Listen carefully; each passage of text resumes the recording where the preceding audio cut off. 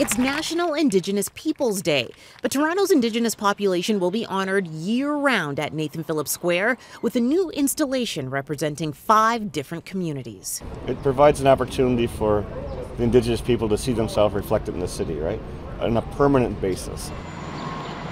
The 5 groups whose flags now fly outside City Hall include the Mississaugas of the New Credit, Six Nations, Huron-Wendat, Métis, and the Inuit. We're pretty excited to have the ITK flag race here today, just because when I moved to Toronto 3 years ago, I thought it was me and my 2 cousins, but it turns out we're a population of over 1,000 in Toronto.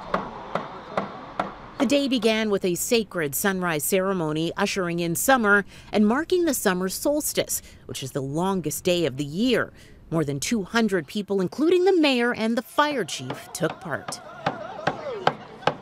But the morning ended with a plea to start the healing when it comes to the long-standing trauma many in the community still face. We weep. We weep at the inequity, at the racism that we deal with every day. Strong words from Darlene Ritchie, who says issues like high suicide rates and lack of clean water on reserves need to be dealt with, not just talked about. We have people in this country who are living in conditions that are rated 63rd to 74th in the world. The Prime Minister put out a statement this morning saying the government is reviewing all federal laws and policies that concern Indigenous peoples and making progress on the final report of the Truth and Reconciliation Commission. Trudeau also announcing a name change. Today used to be known as National Aboriginal Day. It will now be called National Indigenous Peoples Day.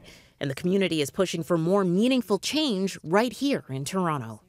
June is also National Indigenous Peoples Month, and events are scheduled throughout the city and the province for the rest of the month to celebrate their culture and history. At Nathan Phillips Square, Tammy Sutherland, City News.